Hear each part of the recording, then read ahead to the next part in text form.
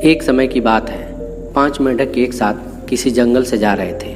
चलते चलते उन मेंढकों में से 3 मेंढक एक बड़े से गड्ढे में गिर जाते हैं। 5 में से 3 मेंढक गड्ढे में गिर जाते हैं तो ऊपर 2 बच जाते हैं। अब गड्ढे में गिरने के बाद तीनों मेंढक ऊपर चढ़ने की बहुत कोशिश करते हैं, लेकिन वह गड्ढा बहुत बड़ा था। उस गड्ढे से बाहर निकलना इतना आसान नहीं था।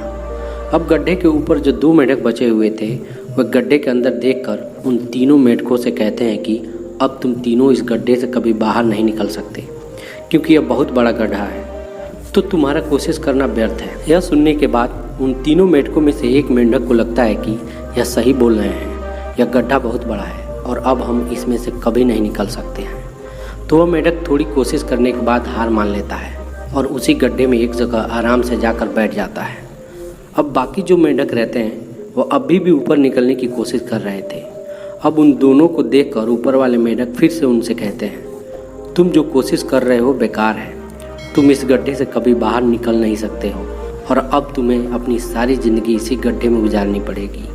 यह सुनने के बाद जो 2 मेंढक कोशिश कर रहे थे ऊपर चढ़ने की, उनमें से एक और मेंढक को लगता है कि यह सही बोल रहे हैं, अब हम इस गड्ढे से कभी बाहर नहीं निकल सकते और वह भी हार मानकर बैठ जाता है। लेकिन अभी भी उनमें से एक मेंढक ऊपर चढ़ने की कोशिश कर ही रहा था। ऊपर वाले 2 मेंढक उसे भी कहते हैं कि क्या तुम्हें सुनाई नहीं दे रहा है, इन दोनों ने हार मान लिया है और तुम अभी भी यह सोच रहे हो कि तुम इस बड़े से गड्ढे से बाहर निकल सकते हो। वह ऊपर वाले दोनों मेंढक उसे बोलते रहे, लेकिन उनके बातों का उस मेंढक पर कोई असर नहीं हुआ और वह मेंढक कोशिश करता रहा और कोशिश करते करते वह उस गड्ढे से बाहर निकल गया। अब उसे वो सारे मेंढक देख रहे होते हैं कि यह बाहर कैसे निकल गया। मैं आपको बताता हूँ कि वो मेंढक कैसे बाहर निकल गया। वो मेंढक इस गड्ढे से बाहर इसलिए निकल गया क्योंकि वह मेंढक बहरा था, उसे कुछ सुनाई नहीं देता था।